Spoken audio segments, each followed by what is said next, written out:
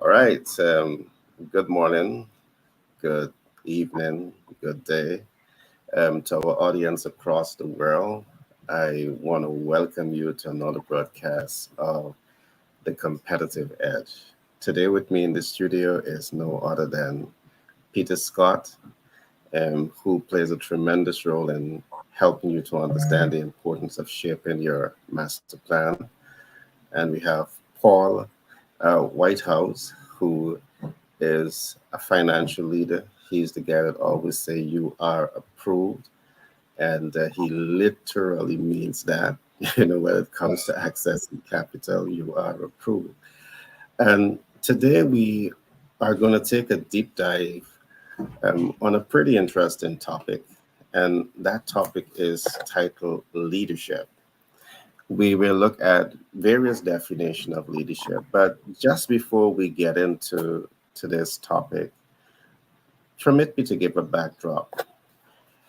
There's a saying that everything rises and falls on leadership. But very often, when we hear that term, it's like a blank slate because one begins to ask, what exactly is leadership? And for the majority of people, you don't have a clear mental picture in terms of what leadership is. Now, many years ago I was playing around with the thoughts of what is leadership, and for me I come up with another terminology. Everything rise and fall on relationships. So for me, leadership relationship replaced the word leadership because I could have better relate to relationship. Um, relationship, for it to work, from my analysis, there need to be a value offer and there need to be a consumer.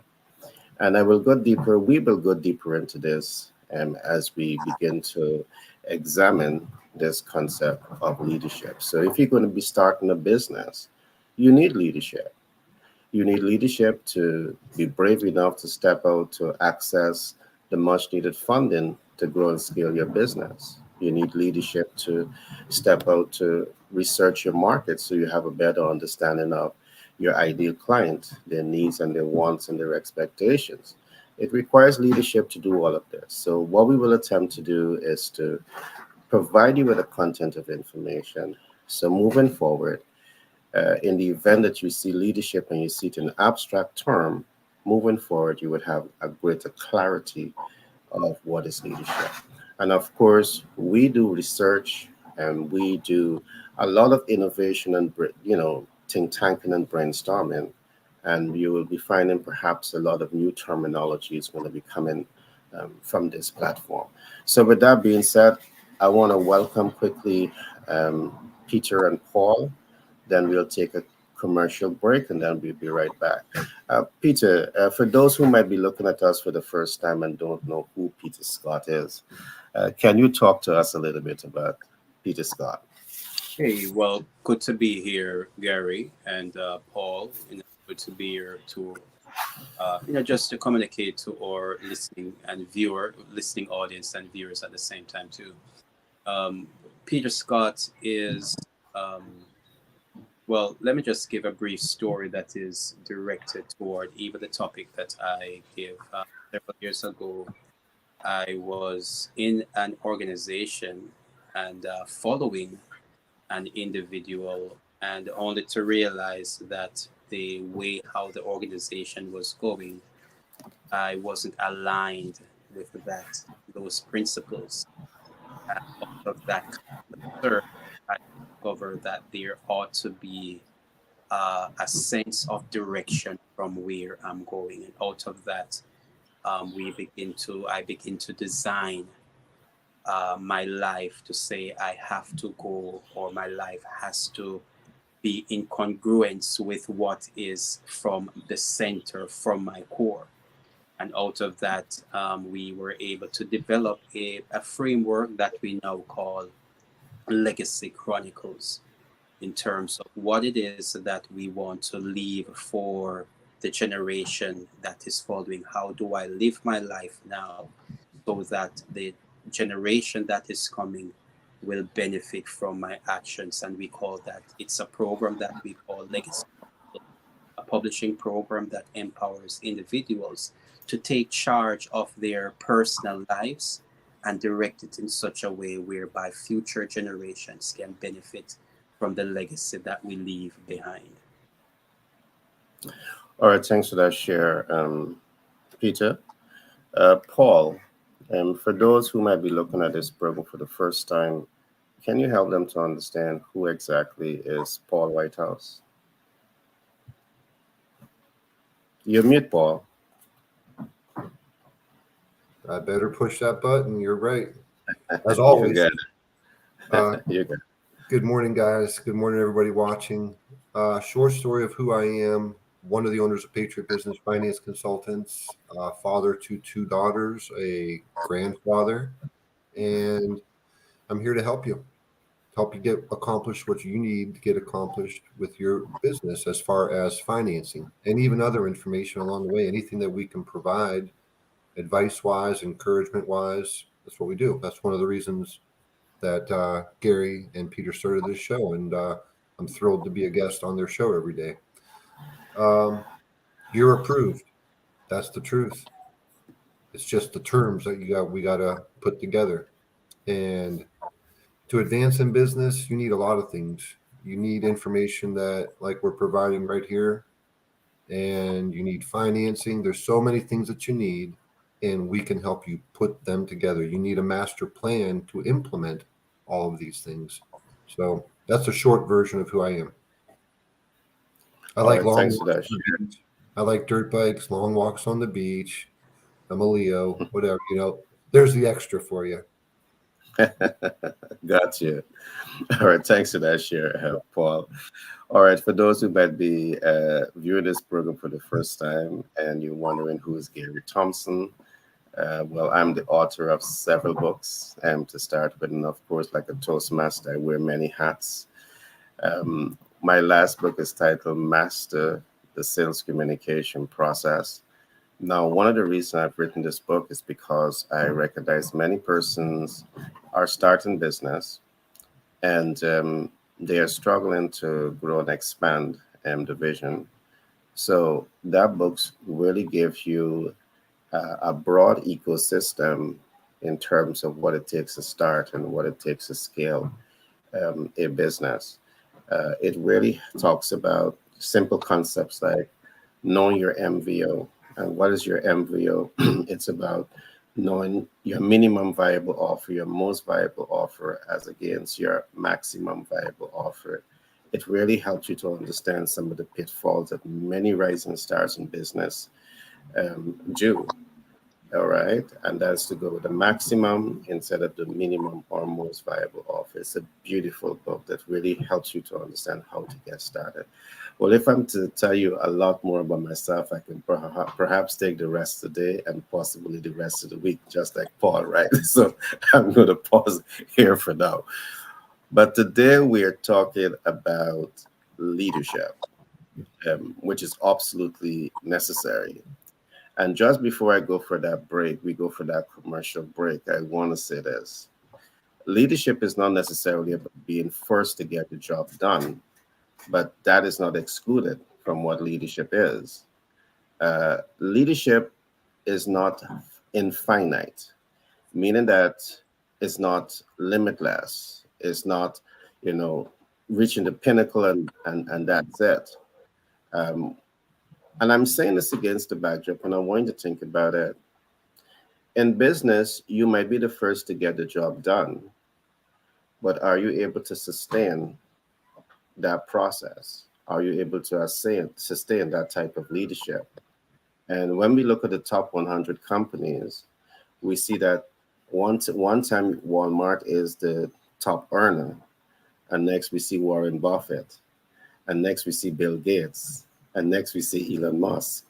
Why? Because it's not necessarily about getting there first, but it's about understanding, you know, how to be a visionary and how to apply yourself with consistently in terms of reaching uh, people's needs, wants, and expectations. It's all about how you can lead people and inspire and empower people. So we're going to do a deep dive into that today. You may agree or disagree, but what we're going to share with you is what is working in our context. All right. So we'll now take a short commercial break and we will be right back to look at leadership. The High Net Worth Investor's Guide, where art meets science. Explore tools, processes, and systems that empower you to accelerate your journey to a seven-figure business. Access smart funding solutions for 6- and 7-figure enterprises. Harness capital for multiple income streams. Master the art and science of debt mitigation to build wealth faster. Experience comprehensive business support to propel your success at a budget that suits you. The High Net Worth Investor's Guide is tools, processes, and systems that influences success. Business with 10X Branding and Marketing LLC. Our expert team specializes in enhancing your brand's visibility and connecting you with your ideal clients. We employ strategies that increase reach, leaving a lasting impact and driving client conversion. Trust and credibility are vital in businesses and excel in building them even with a limited budget. Our cost-effective approaches ensure you get the best results without overspending. Ready to boost your business cash flow? Contact us at 332-235-T99 and let 10X Branding and Marketing LLC guide you to success. Our focus is on elevating your visibility, which directly translates to growth. Experience the power of effective branding and marketing with us and witness your business thrive.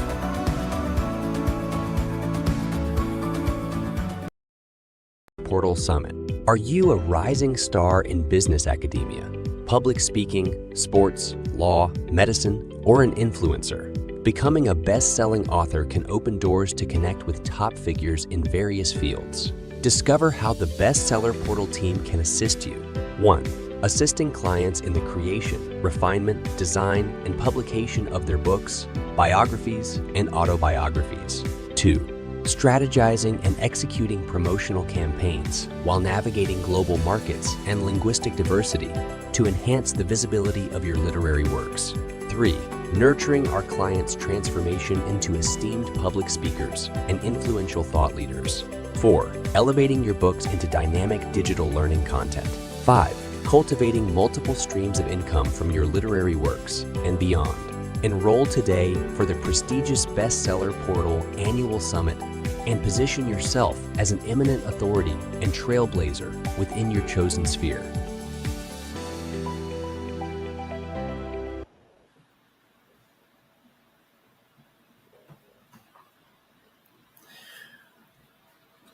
All right, so welcome back, guys. Let me just complete that trend of thought in which we left on.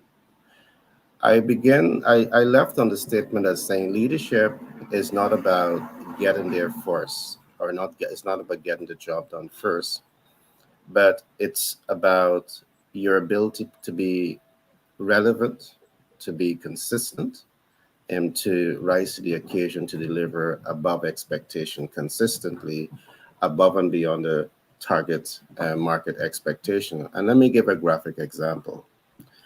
You know, one of the things that we look at in business is that you need to understand your target market.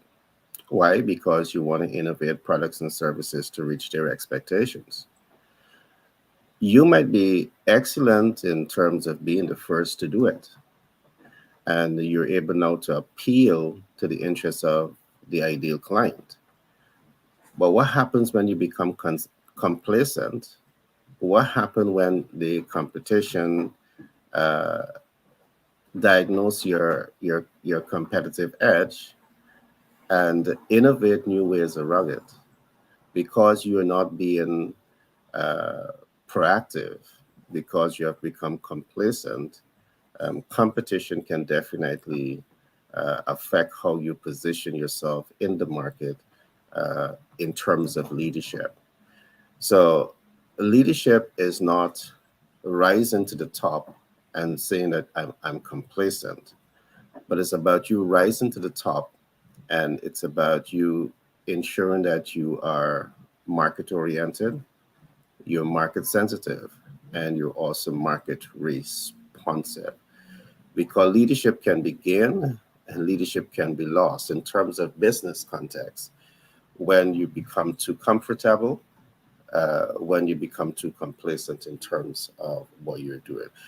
This is just my view of it, and there's so much more that I'm going to be going into today. Leadership is about preparation. Leadership is about application. Leadership is about management, and leadership is about expansion. And we have a very unique program that really goes into this. And all of the above, I do believe it is absolutely necessary when you are in business, when you're in a leadership position and you want to make impact. The last thing that I'm going to say here is that very often I find that when we talk about leadership, sometimes we talk about leadership as though it is completely divorced from management. And again, as I examine today's topic, I will show the link that we have seen between leadership and management, because you're leading people, you're leading organization. But to effectively lead people, you need to be able to have some structure of management. And there's where I see that very often when you're leading, but then you don't understand management concepts. And management concept relates to things like setting objective and planning. If you're leading people, what is the objective behind that? And do you have a game plan to achieve that? Peter will talk to that in the context of master planning. It's about organizing resources to achieve an end result. And Paul will talk about organizing resources, because one of the resources that he looks at is capital resources. In your leadership, you have to be able to look at these management concepts and how they're applied to help you to achieve the leadership objective. My perspective, and this is what I believe that we have been using throughout our business ecosystem, where we combine leadership and management principles to achieve the best outcome. And we believe that this also can help you to attain the competitive edge. This is just, again, I would love to hear what leadership means to you, Paul, in terms of the financial world. Peter, what leadership means to you in terms of master planning. We often talk about this. Without the master plan, you are like that, the captain of your ship, but then you don't have a sense of direction. And you need that sense of direction, because any good leader, you have a sense of direction. You have a sense of purpose. You have a sense of self, a sense of purpose, and a sense of direction. So I'm going to pause here for now and just open up the floor so you guys can give your thoughts on the topic itself. How about I go first so I don't have to follow Peter up? That's leadership. Go ahead, man. Yeah. I love the topic. Love it. So I always write down bullet points. To me, leadership is, here's what leaders are. They're kind, they're smart, thoughtful, analytical, approachable, self-reliant, responsible, wise. They're responsible for decisions. They're experienced and they're decisive. And they have to be all of that to be a leader. If you have to have all of those decisions. You're making important decisions, and those important decisions can be small or they can be massive. They can completely take the direction of your company. They lead the direction of your company. When you're a leader, there's levels to it. Parents are leaders. You're leading your children. You're teaching your children. You have to be everything that I just described to lead your children and, teach them to grow up right, teach them to be the same things I described: responsible, decisive, smart, thoughtful, kind, analytical, approachable. So parents are leaders, teachers are leaders, owners of companies are leaders. And If you are going to open a company, whether it is a small venture, such as, I don't know, a pizza shop, you have to be a leader. You have to be decisive. You have to be intentional, pay the bills every month, take care of every little detail from the top to the bottom. Now, we're not saying taking care of details means that you have to be the janitor and take care of those details, but you're responsible for hiring a janitor and making sure that that job gets done. So, from the lowest level of decisions, taking care of things that must be accomplished, to the highest level, such as saying yes to the financing that I offer and provide and saying that looks good, let's go in that direction. And I like how Gary often says this. Gary does not need, and Peter doesn't, I don't either. We take in information and then make a decision. You don't have to ponder on it and wait and think about it and go ask your best friend, sister's brother what they think about it either. A leader, because of their experience, takes the information in, analyzes it, considers it, and makes the decision.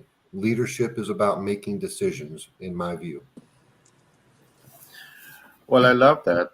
And as you talk, I was taking some notes also because you made a very strong point. And leadership is not necessarily about knowing everything, but leadership is about knowing what needs to be done and attracting the right team leaders on your side that can get the job done the right way. And after Peter, I would have break this down into the business context, leadership in the business context. Um, that's what I take away from what you would have said. Leaders don't have to know everything, but it's important for them to have a broad idea in terms of what needs to be done to achieve a desired end results. It's just like a business. You might be the CEO, you might be the senior director, but you may not be the CFO. You may not be the sales communication professional, but you know that for the institution to function effectively, you need all of these various pieces of the puzzle to come together to achieve a desired end results.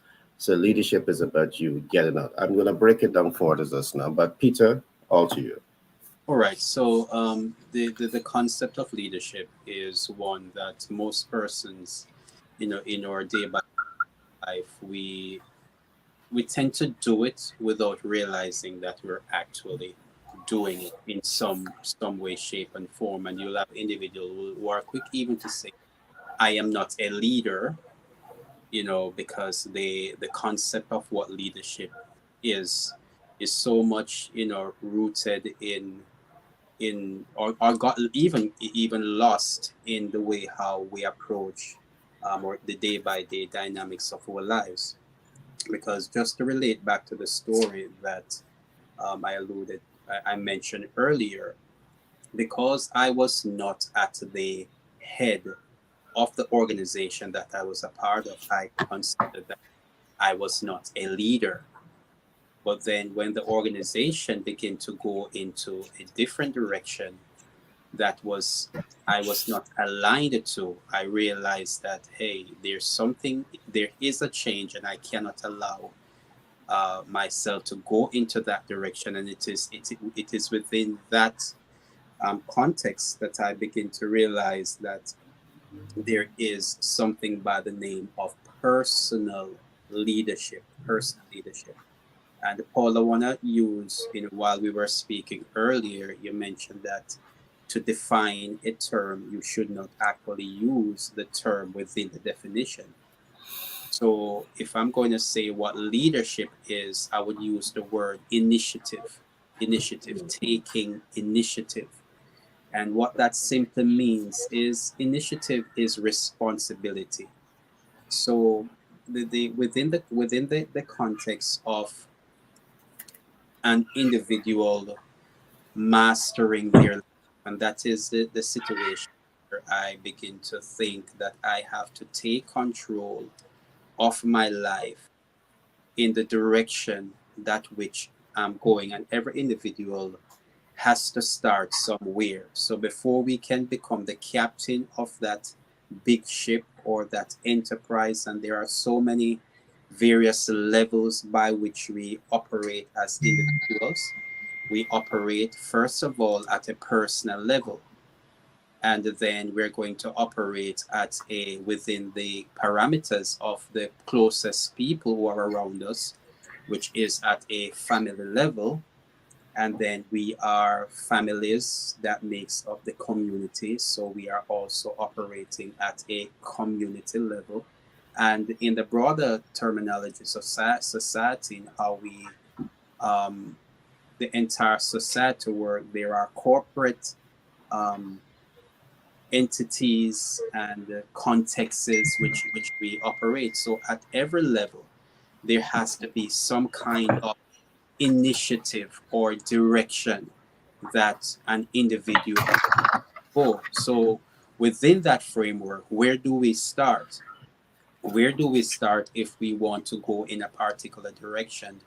It is also always going to start at the personal level. What we do, what I do at a personal level, look at life, the circumstances, situations for what it is, and taking an initiative. I have to do, we have to be responsible. And leadership is just that, taking responsibility for the situation right here, right now. As Paul mentioned, decision. Leadership is about making decision. We have to do something. We have to go in a particular way. What is the decision that has to be made right now? Even at the starting with the personal level, and this is why we speak about master planning, because leadership is not just a jump. Leadership is not just to get involved. Yes, it is to move, to take action, but first of all, we want to ensure that the action that we're going to take has the best criteria or the best way of success. So it is going to for us to take some analysis of what it is to create a plan. And this is why, we speak much about master planning, because it means that we always have to know, at least have some kind of understanding of where I'm going to put my foot next. I might not understand all the direction done, but at least, and a lot of leadership has to do with faith. You don't even know what the outcome is going to be, but then you're going to take a step in the direction of faith. But even that faith is based upon some data.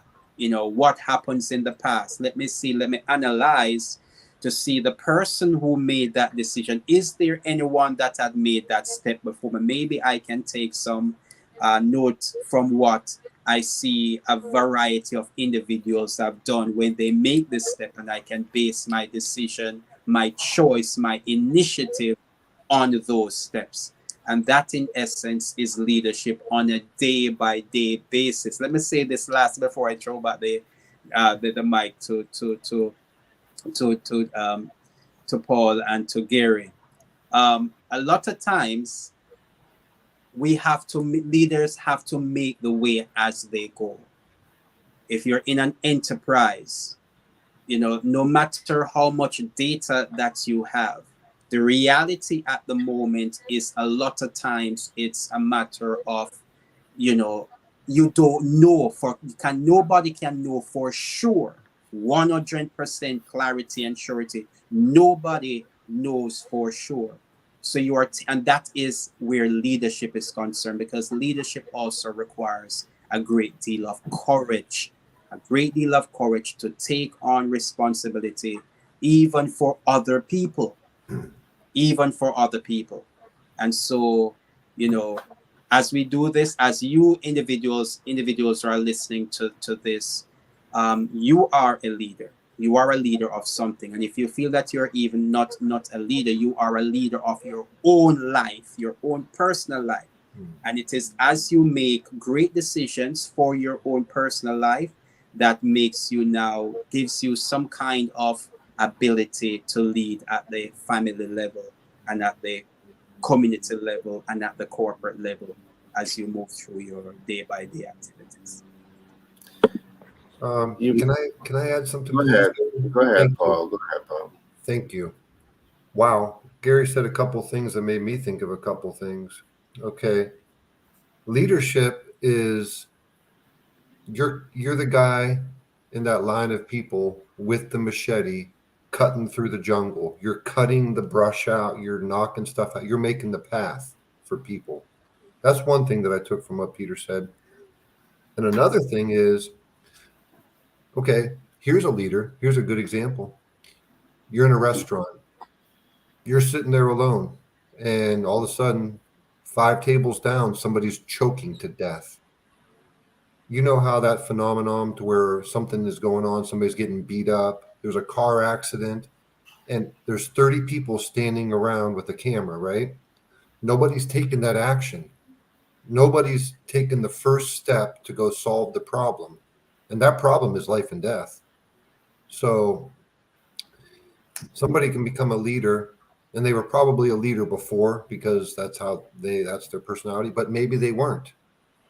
But that person's choking. Somebody has to stand up and say, and point the rest of them and scream, call 911. And then that leader has to move over to that person, grab them, pick them up, give them the Heimlich maneuver. And that's like on the spot leadership. You're thrust into it.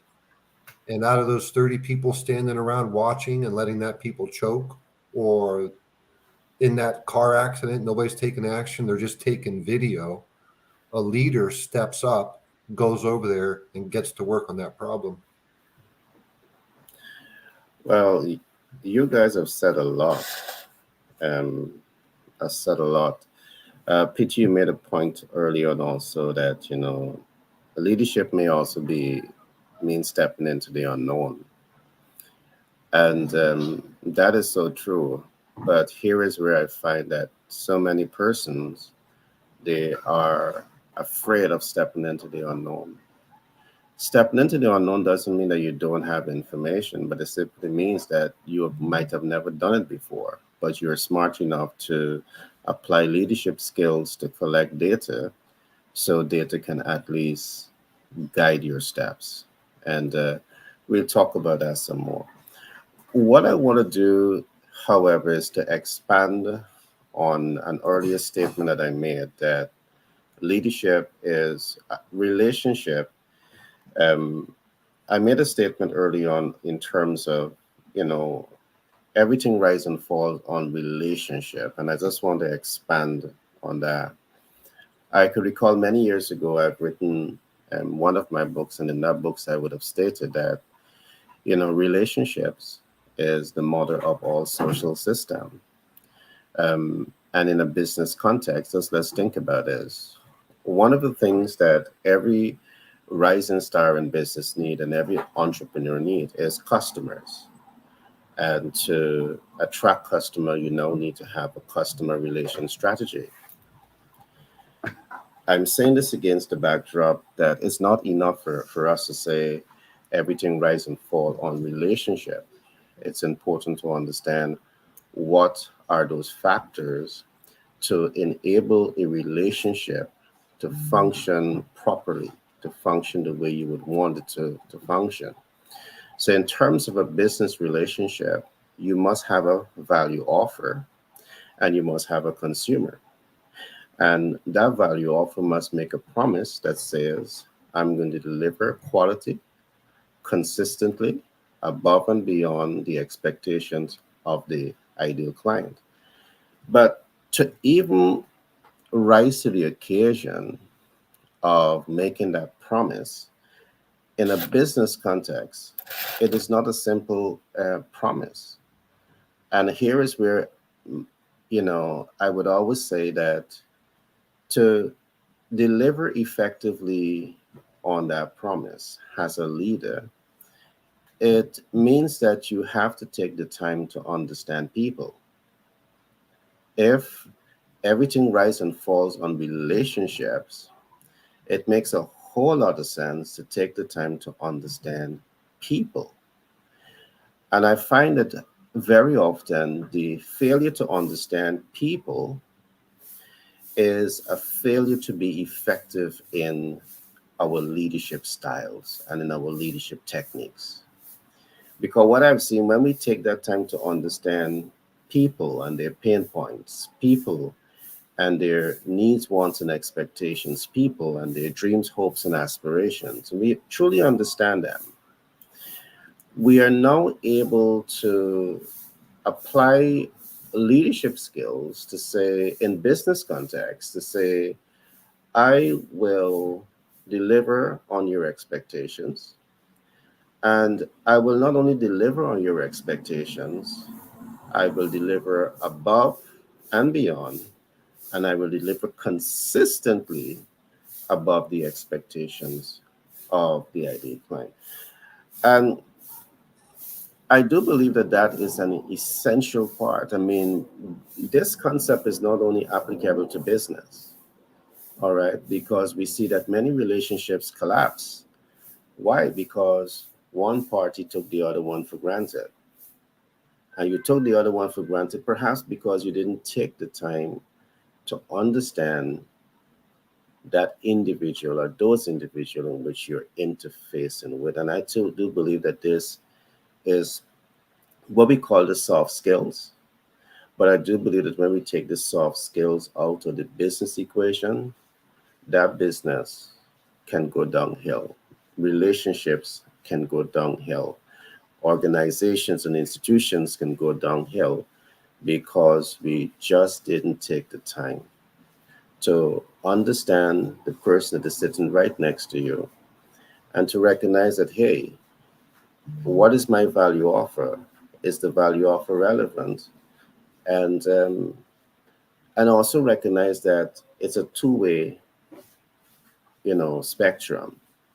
It's not only about you giving. In a business context, yes, it's about you giving value and you've received the monies in return.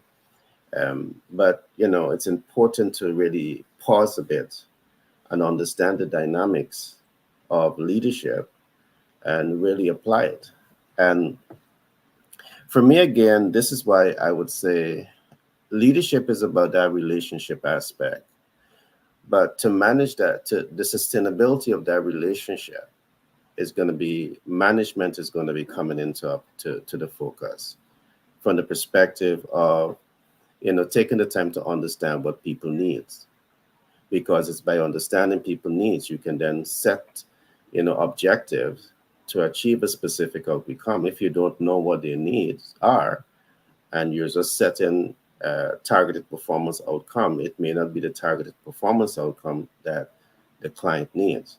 And this I find also happens in business. The many rising star, as we see, you start an operation, you have a value offer, but it's not properly aligned. So if it's not properly aligned, the targeted performance outcome that you have in mind, you're not going to achieve it. All right, because you didn't take the time again to understand the person or persons in which you're attempting to build relationships with. And that is why, again, I always say relationship is the mother of all social system. And for me, in my context, I would say everything rises and falls on relationship.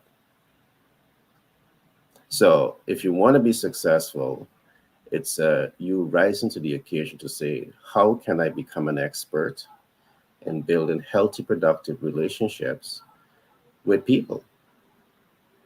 I have a business. I need capital. Do I have relationship with the banks? Do I have relationship with private equity investors? Do I have relationship with credit financial institutions?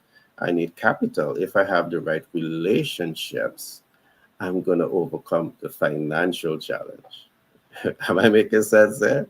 So for me, it's about that relationship, uh, you know, asset that we need to focus a lot on. I need to have a business, but I need to have my business plan. So before I go to any financial institution, I need to have my business plan. I need to have my master plan.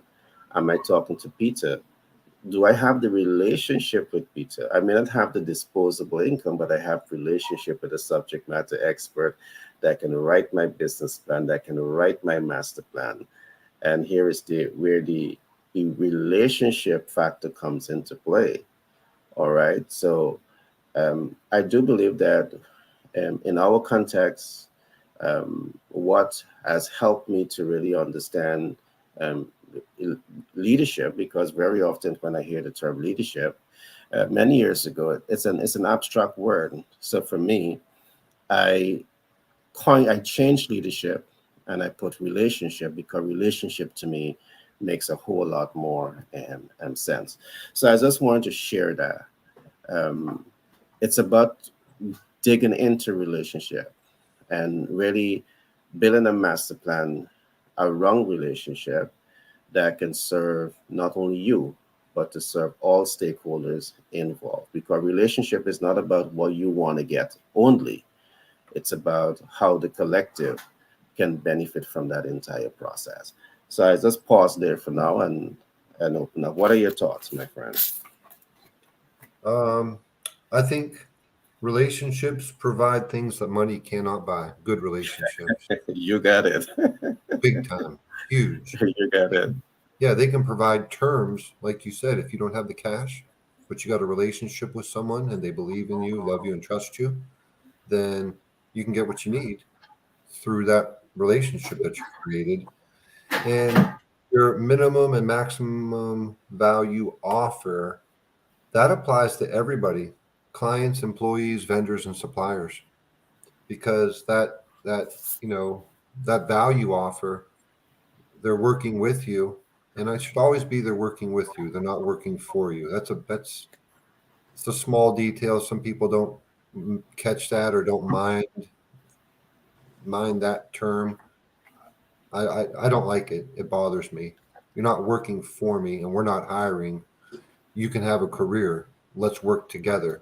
Hmm. So everybody in that chain that you come in contact with, your employees, your customers, your suppliers, everybody that is involved in your business, that minimum and maximum value offer applies to them. And if you're a good leader, you know that, and you make sure that your offer is fair for everybody, maybe even a little bit extra, because you really want it to be fair and special. You want them to recognize the effort that you're putting into that relationship with them. You know something, Paul, as you say what you said, a thought just came to me. I do believe that the conversation around relationship mastery has to become more commonplace. I don't believe that there is enough thesis out there in terms of relationship mastery, and perhaps on this platform it is something that we will begin to amplify conversation around, because of the importance of the relationship capital. But I do believe sometimes as we equate relationship to success, I do believe that sometimes when people recognize the work that has to be done in terms of investing and building health productive relationships that represents the collective, sometimes uh, it causes them to back off a little bit. I think people get scared of the responsibility and to the commitment, or people become somewhat short-sighted. I think in most cases, when you're going after success, most people look at what I want to accomplish. All right, in that relationship equation, is about what I want. It's not what I have to give. And I think that when that becomes the focus, it undermines your effort to realize the level of success that you want. All right, and that's why I say that relationship exists in two equilibrium. Is one, you having a value offer that you can give, and that should be a level playing field in terms of the giving and receiving process. But when you go into a situation and you're just going in to extract, it undermines the relationship. it undermines the possibility for you now to achieve the targets that you're setting for yourself. Is let's take, for example, let's break it down into business terms. And I love what you said, Paul. In your context, your team is not, you know, slaves. They're not workers. They're part of your team. They you give them that sense of feeling. Mm-hmm. So they're not coming in feeling that I'm in a slave camp. They're coming in perhaps with the belief, because of your culture, of saying, I have 1% equity in this business. So I own 1%. And because of that, it's not only about what you want, but you ensure that you give them that 1%, so they're a little bit more motivated to drive the success of the organization.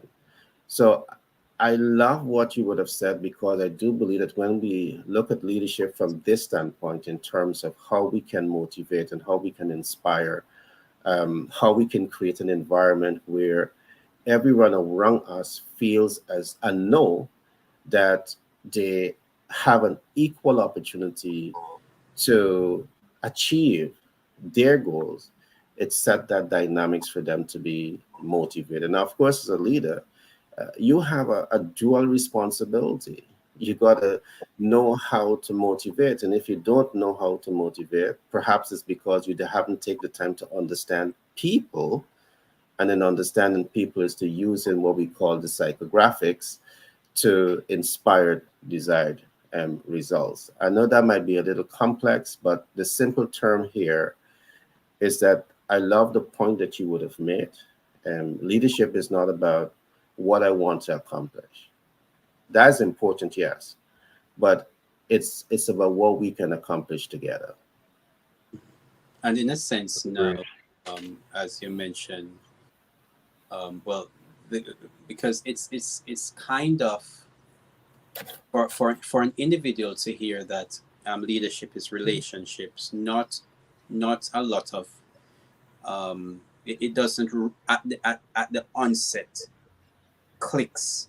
Leadership is relationship, but to bring it home even closer, as from my perspective, where a personal life, family life, community life, corporate life. But Peter, not cutting you, what I want to be clear on when I replace the word leadership with relationship is because very often, and this is many, many years going back, when I hear the term leadership, it's an abstract term to me.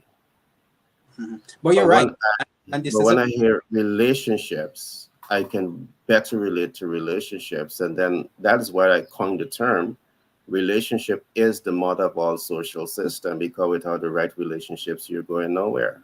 you're right. You're right. And but the first, and even so, the first level of leadership, or the first level of relationship that is essential, is Itself. relationship with, yeah, Itself. the- I got it. that's where you get all the information from, all the information that you're going to need to apply to a relationship with somebody else, because it is, what does the golden rule say?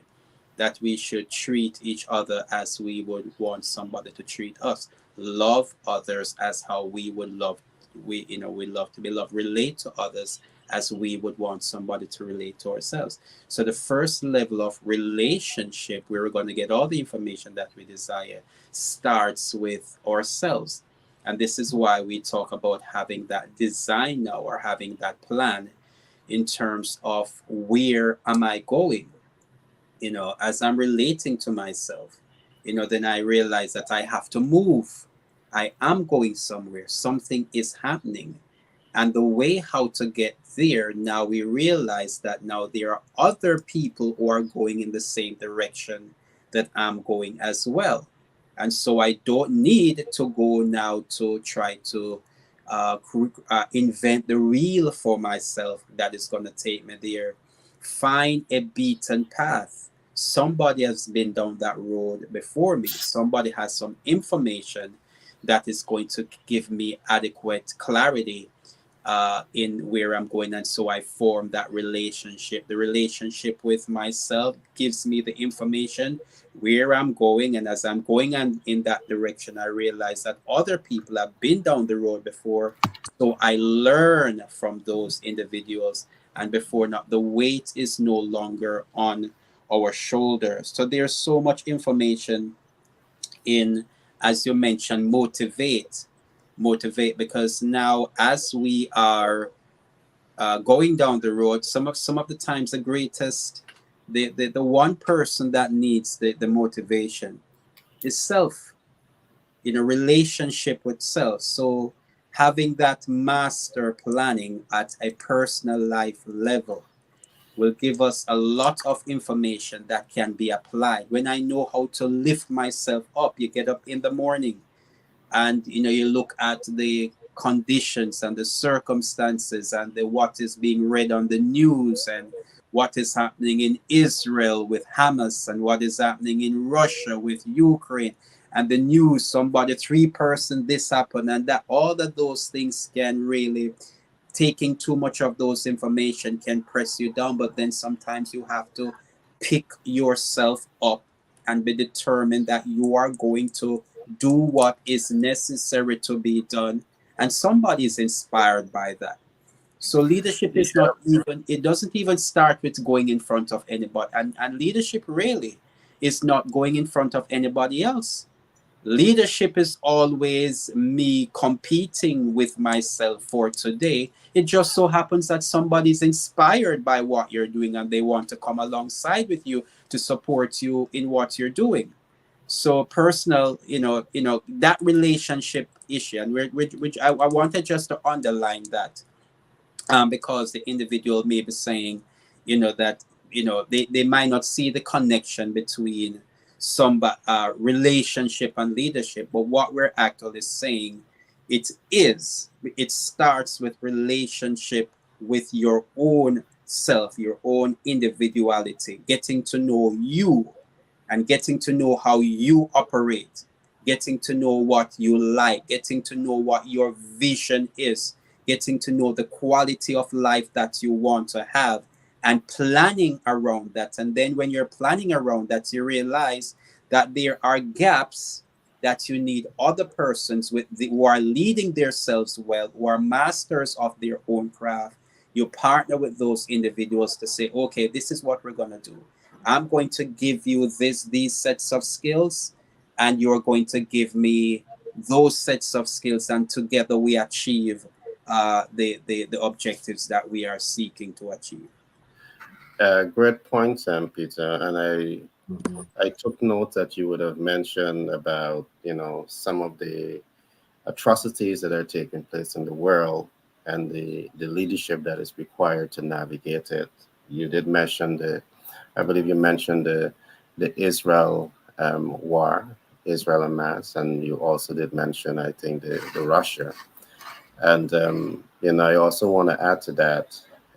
We now have something that is brewing in the Caribbean, which is Venezuela. The Venezuela, I call it atrocity, but they are now attempting to hit Guyana. But I want to say that I admire the leadership of the leaders of Guyana in terms of mitigating what can become a major crisis within the Caribbean. So let's keep our fingers crossed. Let's keep prayer alive that good leadership will continue to prevail to ensure that we have peace, not only in the Caribbean, but peace across the world. Paul, I know you'd want to say something, so and to you. How'd you know? I was thinking, wow. Okay. So, tagging off of what Peter said, and for us to understand what a good leader is, what is a bad leader?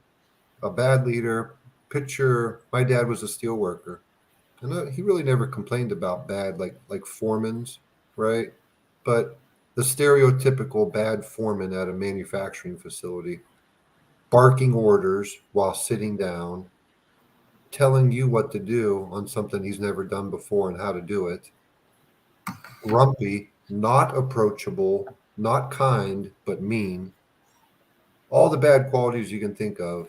That's absolutely a bad leader, and that's a person who's put in a leadership position, but they're a horrible leader. Nobody likes.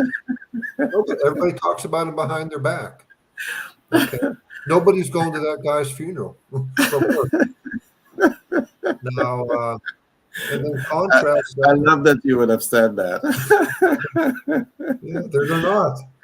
Okay, Yeah. not concerned with relationships, but only with his self. And can you imagine what that person's like at home?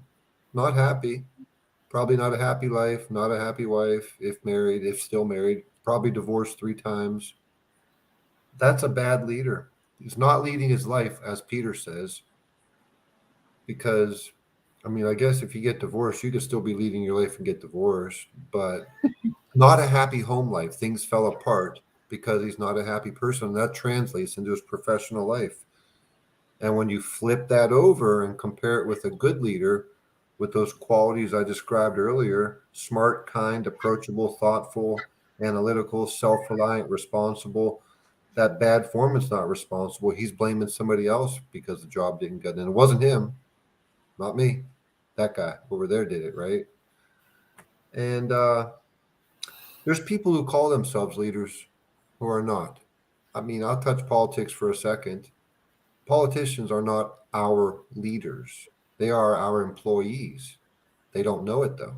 They call themselves. Or They we don't talk, we are not advocate enough to remind them of that, right? we're I not. mean, Yeah, because you elected them, right? yeah, yeah. We're not reminding them enough. That's true. Mhm. But they're not Yeah. our leaders. And politicians very much have the same. There's a few good ones that are thoughtful, kind, that are good leaders. There are. But there's a lot of them that fall into the same category that I described as that foreman at work that it's going to have a solo funeral. You know, Yeah, I got you. Paul, you made a number of points there. Hurt people. And I think that persons who evolve to that position of leadership and they were hurt, they end up hurting people. And that is definitely an atrocity. It says that they're definitely not thinking for themselves. Now we can shift from politics and we can look at, celebrities. I mean, recently we had in the media, someone that the world looked up to, as famous as Puff Daddy. We are hearing now the alleged atrocities that he has done to so many persons.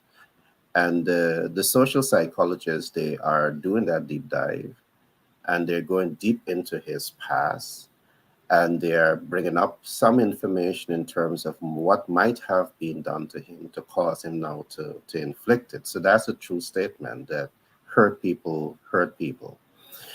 Um, and again, you're right, because again, there are people who are thrust into leadership position who perhaps has no place in leadership, but they're there. I could recall many years ago as I began to embark on a very unique program that we had called Inspired Child, Inspired Change. Perhaps then I was naive and I had the belief save the whole world and we can make the world a better place and a safer place. But throughout my life experience, I have grown to accept that they are evil people and there's not much that we can do about that. But the best that we can do is to be the gentle giant, where we understand how and when to be gentle, but we also understand when we need to bring the giant out in order to defend your territory. We see this is happening across the world now with some of the atrocities taking place. So I just want to share that a little bit on that. Leadership is definitely an interesting topic. There are so many aspects to leadership. In management context, we look at it as the democratic leadership, the autocratic leadership, the paternalistic leadership. So there are so many different flavors to leadership. And I'm happy that we, on this program, we are actually defining what leadership means to us. So if you guys don't hear me say leadership and you hear me talk more about relationships, uh, still remember that in my context, relationship is everything. I think there's one thing else that I wanted to say based on what Peter was saying, because as we talk about leadership, he also mentioned that leadership begins with you, and he's perfectly correct. Hmm. He's perfectly correct. And again, in my one of the books I've written many years ago, I also said that people can never grow beyond their sense of self. So your sense of self can push you forward, or your sense of self can pull you back. So perhaps tomorrow in tomorrow's program, we can do a deep dive into the topic that Peter would have raised, which has everything to do with finding yourself, being yourself, and living your richest self. And I pray to God that it's not about conflict and it's not about war. It's about love. It's about care for each other. Um, as I talk about love and care for each other, I'm still asking myself if I'm naive because I can remember I had a friend who was a judge, a law in the legal field, and I sat with him and I said, can we make the world a better place? And the man said to me, Gary, that's being naive, you know. And I have to laugh because the world is in a sad state, and where you literally have to be prepared for things that can go wrong and will go wrong. You just cannot not prepare. And in conclusion, just before I open up the mic, one of the things I would say, I love America. Why? Because America is in a permanent state of preparedness. They don't wait for something to happen and then they prepare. They're in a permanent state of preparedness.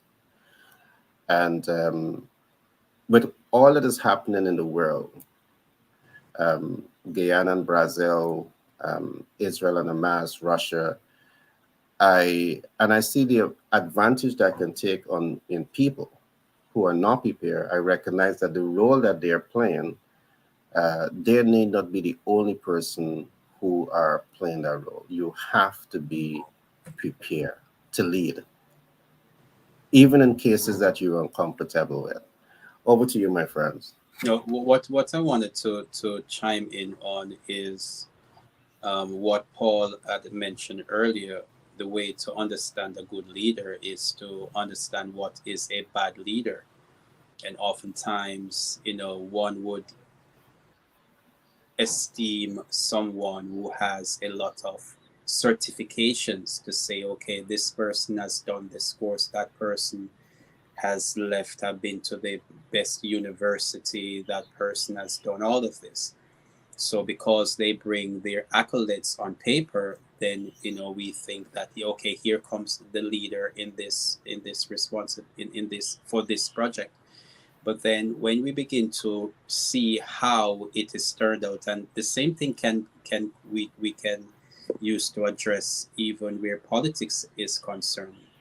But when we see the track record of what is happening, then we have to now begin to take that step back to understand. Okay, then that is not what it is. So then, what is about? Um, you know, when you were speaking to your friend the judge, and the naivety that individuals may think, okay, I want to go change the world, that world out there, but we cannot change that world out there without understanding that I have a world right here. And if I just focus on my world, because each of us has our little worlds, right? Everybody has. And this is why we break it down into personal life, family life, community life, corporate life. And if we just focus on my world, how can I make my world a better place? How can I, because each of us has a quote unquote leader has certain sets of responsibilities that is just right here. So the way to change the world out there is just to focus on Change let you. me have my world right here, make my world a better place. And if I can make my personal world a better place, my personal environment a better place, then somebody is going to attract somebody. Somebody's going to see it and say, I like, what is it that you are doing? What Peter, is I'm it? How come smiling, you're right? able to achieve this? How Peter, I'm come? smiling, right? Yes. Because as you say all of that, you remind me of me, because my your definition of your better place is not as Paul would have said, is not the evil mind definition of a better place. You and I, we're peace, you know, peace living people, God fearing people. But on the flip side of that, you have those that it's about dominance. It's about control. It's about supremacy. But we can And see the results of that.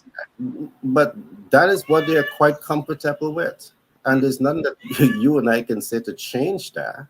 right, And that is why I'm saying, and there's where I was years ago. Why? right.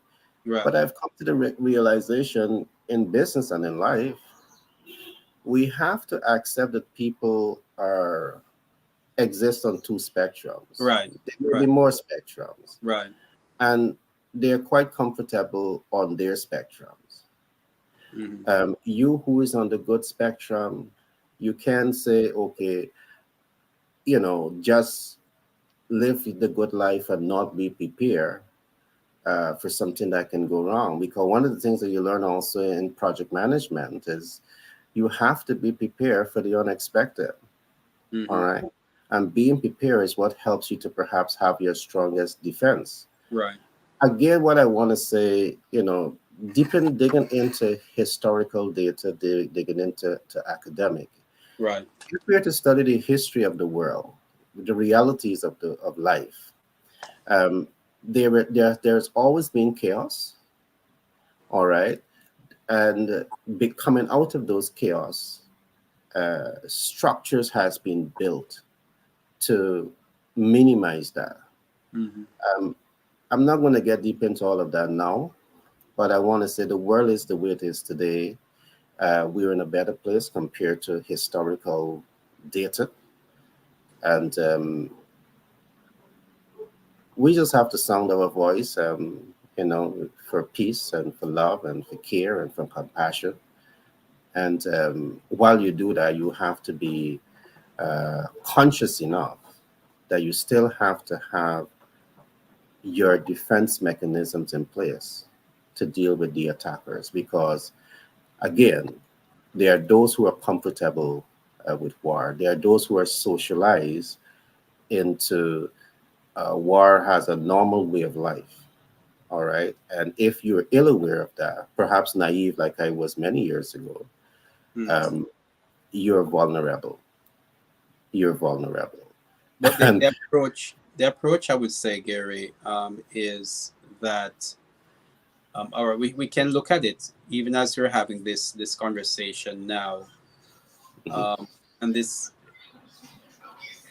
what when we look at the conflict, all right, if we should look and go back to what Paul says, the balance, finding a balance between what is good leadership and what is bad leadership. So using even the term leadership is relationship. So what is good relationship and what is bad relationship? What is the track record behind a system that take advantage of its resources, its relationships, whatever is happening around? What is the result? And you can see the track record.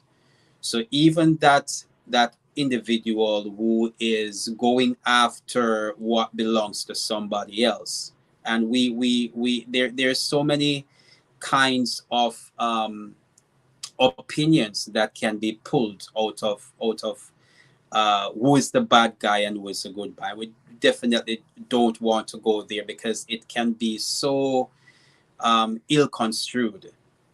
So this is why we really come back to the question, and this is why leadership, the real essence of what leadership is going always to come back to ground zero, which is the individual, me, I, standing right here, because it's not what I see. It's not to point the finger on others, because once we start to do that, it gets out of the way. Even the bad guy, even the person that we term as the bad guy.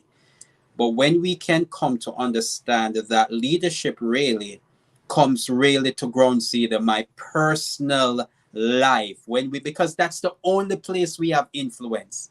Even the bad guy, I have no influence, especially the bad guy. I have no influence over the bad guy.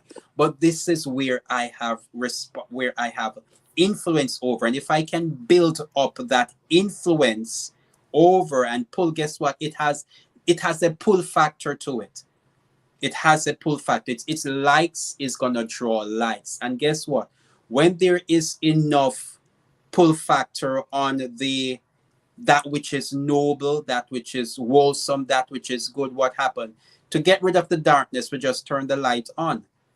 We turn on the light. Enough persons are going to know, and then as bad as the world is, and I think that the reason why the world is as bad as it is, it's simply because most persons are not taking the initiative where personal life leadership, we're taking responsibility for self. Most people relegate the responsibility that they should have for themselves. They relegate it to the politician. They relegate it to other people without taking charge of where their personal life is going, and rule from the inner, from the government of self, and in relation to the laws of life.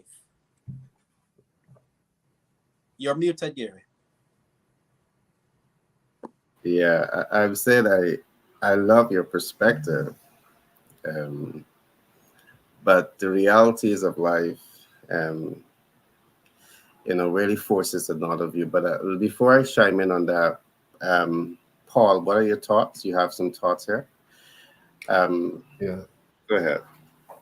Well, just overall thoughts on the entire conversation that we're having. Okay. What is a leader? A leader is a person who takes action. The guy, I love I mean, I've thought about this before. The guy saving the life at the restaurant when somebody's choking. Everybody's standing there looking at the guy, watching somebody choke, not doing a thing. Okay. A leader does something. Now, let's break that down a little bit. I call that breaking the freeze.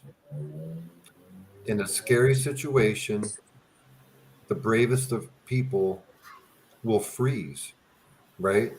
But a leader can break the freeze, snap, and then he goes and does what needs to be done. Being able to break the freeze is very important, and that can be in like a very scary major episode, right? Somebody's getting viciously beat by somebody in that restaurant instead of they're choking. You have to break the freeze, pick up a chair, hit that guy in the head so he stops killing that woman. Seriously, I mean that's a very serious thing, and to be able to break the freeze and be a leader in that situation, that's pretty good, right? Let's Yeah, let's dial it down a little bit. You're making business decisions, important ones. Nobody's dying. Nobody's imminent death is not going to occur. But you got some important decisions that are going to affect your life, your financial life, the financial life of your kids, and all of your employees. You got to break the freeze, even if it looks scary. Whatever's going on in your business or in your life, and you can be shocked for a second. Take 2 minutes, unless somebody's choking, but take 2 minutes and think about it. Get that information, collect that data, form your master plan, break the freeze, and act. And what usually happens when the freeze is broken, Paul? Good things happen. Yeah, Because action. Yeah. somebody else follows suit. Somebody else say, you know what, Oh the, yeah. the freeze is broken for somebody else, and before you know it, you find like minds coming together. Good. Thank you for adding. Thank you for adding that because I wasn't even thinking Yeah. about that. But you're right on that. Yeah. No, you guys are perfectly correct, but just being the devil's advocate, right? Um, as we talk about all of this, I am reflecting on a leader that inspired the world by just having 12 disciples. Mm. Right. His story lived on 6,000 years later. But even as he touched every end and every corner of the world, we can still see that his battle 6,000 years after still continue. Mm. And I just mentioned that because I see that there's two spectrums, adverse spectrums of human nature. On one spectrum, there is good, and on the other spectrums, there's evil. And it's how does leadership, there's leadership playing out on both spectrum, Right. all right? But I love the conversation today. I really, really love it. It really, I didn't intend for it to come this here, but as we talk about leadership, what I take away, I'm a learner too.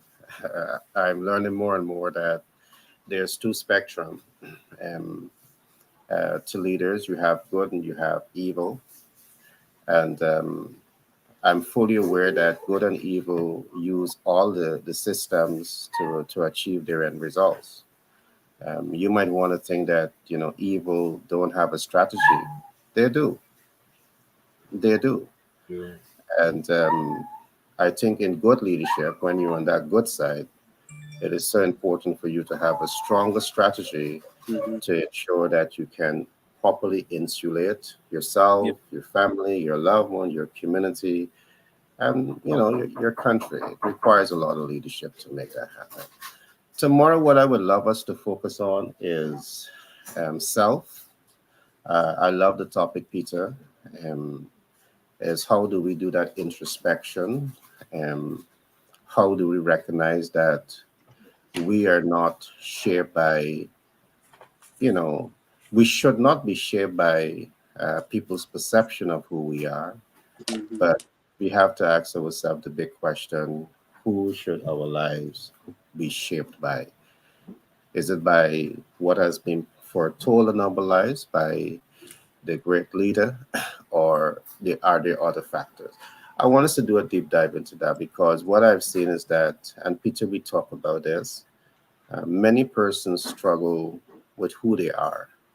They Mm-hmm. don't have that strong sense of self, that strong sense of purpose, and that strong sense of direction. And I think that we ought, you know, in business, if you are at the top of the organization and you are not strong here, it's going to undermine how that business grow because you're at the leadership. But even when you're not at the leadership, but you come into an organization and you're not socialized in an environment that is helping you to self-actualize, um, your ability to function at your best in the organization is also going to be stifled. So perhaps we can look at some of these issues. What helps us to find ourselves? What helps us to be our best? And by extension, be the best leaders that we can be. Mm-hmm. All right.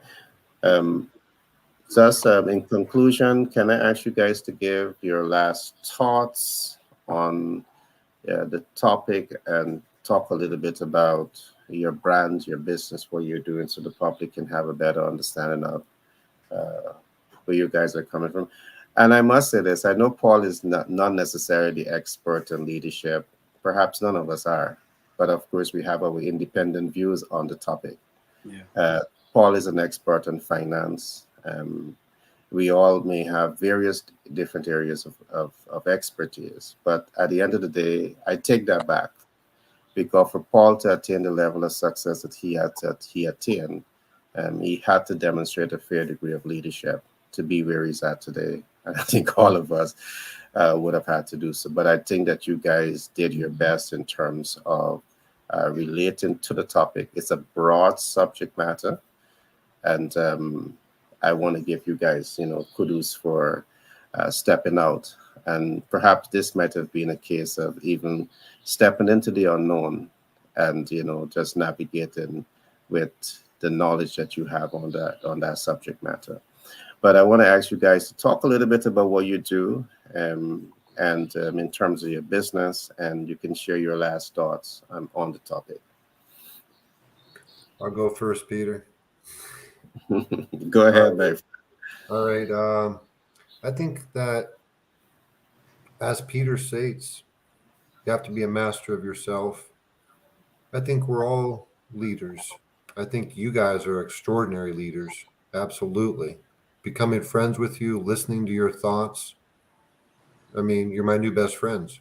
I mean, you guys are outstanding, seriously. So, leadership, this is an incredible subject. If you can't lead yourself, you can't lead a group. If you can't lead a group, you can't run a business. Or you better hire somebody to do it and just sit back and watch while they do it. Art Williams, the Just Do It speech. There's a part in that speech where, I mean, that man is a leader, a leader. He says, people tell you, I'm not going to try to imitate his voice. I wish that I could, that Southern drawl. But he said, people tell you not to hire friends because one day you might have to fire them. He goes, forget that. You treat people like you love them.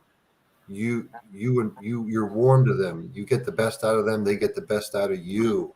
That's not exactly how he says it, but that's his goal. And so many things that are, quote, common business knowledge, flip them over because the exact opposite is true. Okay. I love the subject. I'm glad we're going to spend this week talking about leadership, and I can't wait for tomorrow to talk about it. Yeah. What I do, you all know, Patriot Business Finance Consultants, Paul at patriotbfc.com for an appointment. And the best of credit, we got you. That's a slam dunk easy deal to get approved. And we'll get you the best term, the best deal structure, and the lowest cost of money. We can do that because we have a wide network of lenders. And difficult credit, don't worry about it. You are approved. You got to come up with some down payment money. That's the truth. But if you can do that, then you can pull yourself out of where you're at, improve that paydex score, improve the personal score, make the payments on time, and everything gets better down the road. Mm-hmm. We care about your business. We care about you. And if there's a better way to do it that does not involve us, we do not mind removing ourselves from a deal. Typically, we've got the answer for you. It's not often we have to remove ourselves from a deal, but you can count on us to do that if that's the best thing. I've told people before, hear what you're asking me to do for you, but let me ask you this question. There's 3 of you guys as business partners, right? Yes. You want to do this startup business, right? Yes. Okay. Well, the type of money you're asking me to get for you, number one, I can't because I don't get seed money. We just do complete capital raises. But if you're going to go out there and seek seed money, which will be expensive, why don't you just get together and take a look at your houses? And if you have equity in your homes, pull the equity out. That's cheap money compared to what you're trying to get. So that's one example of us removing ourselves from a deal so that the client can have the best income and outcome. We want what's best for you. We can typically provide that for you. And if we can't, we're going to point you in the right direction to get the best outcome. That's it. Great share. Paul, Peter? Yeah, the entire concept about leadership and what it is, and it's it is such a factor that, and it can become so broad and muddied even, and out of control. But in order to bring it back into perspective, it is always going to come back to to self. It's always going to come back to me. The buck is always going to stop here. We can argue through it, the evils that are in the world and what we ought to do to stop the evil in the world and what is happening way over there, what is happening with all of that. But where can we find influence? Where can we actually do anything about anything at all? It is always going to come back to who I am, where I stand. And when we take the position of my position, what can I do about it? It's happening way over there, but what can I do about it? If my decision cannot affect that over there, then perhaps that should not be my focus. Really, right now, my focus should be what is this that I should put my concentration on. What is the best decision that I can make right now concerning where I am. And when we just focus on that and create a design for that, create a plan for what is it that I can do to make a difference right now.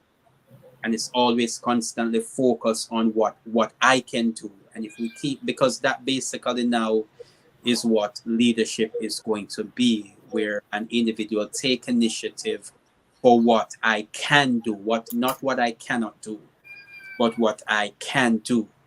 And I constantly stepping toward that direction and gathering the necessary information that is going to enable me to make the best decision. If we do that in an incremental way, I have to make a decision, and how can I gather the information or the people or the individuals? If I can't do it, then do I have somebody in my circle who I can partner with to get it done?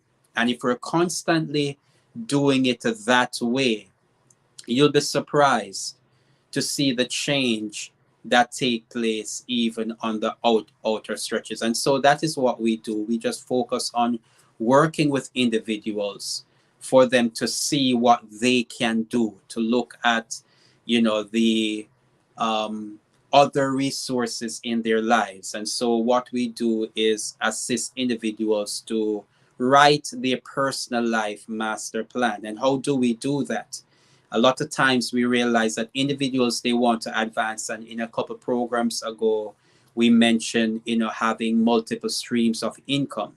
So we work with individuals to let them see that your life story, your personal life story, has a lot of information that can be used, that can be packaged, that can be repackaged, that will enable somebody else to overcome. Because a lot of times we find that we have gifts and abilities, expertise that are underused.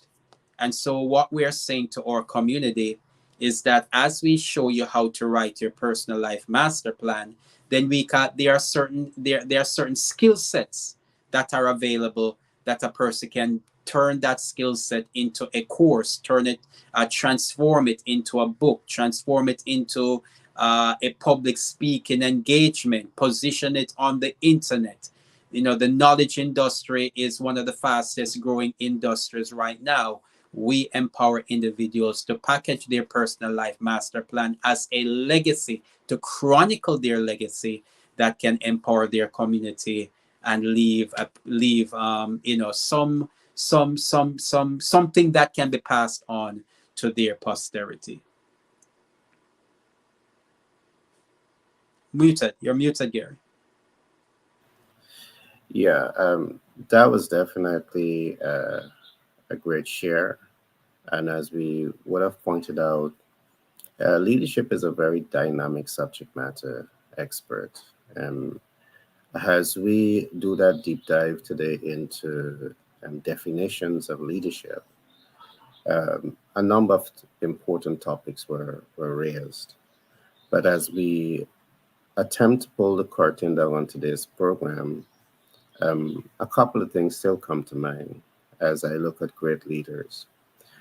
We can look at great leaders like the Buffetts, and one of the things that you learn from those guys is how to grow in crisis situation, and that requires a great deal of leadership, a great deal of market intelligence, and savviness.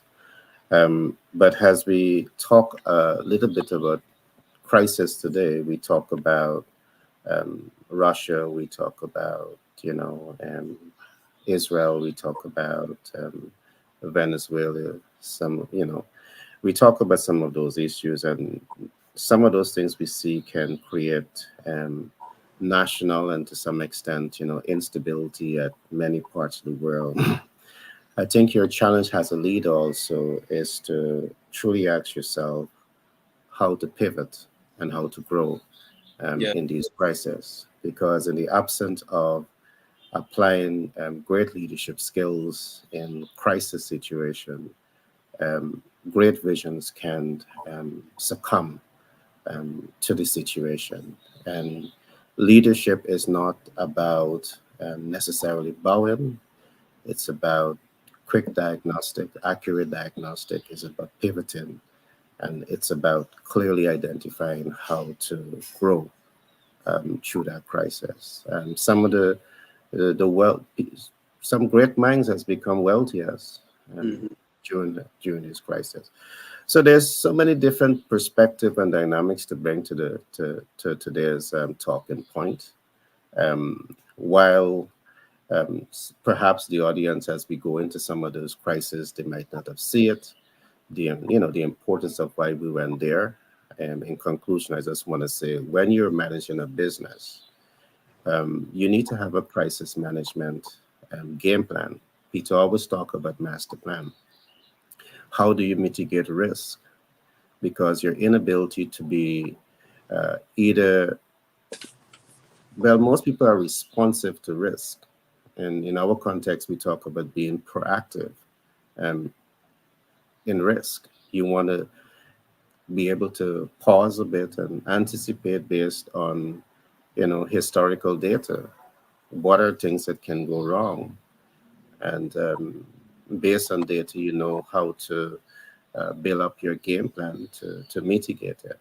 So, leadership again is a very dynamic subject matter, and we truly cannot exhaust conversation around here in a day, in a week, in a month. It's very, very deep. But tomorrow we'll take that single topic.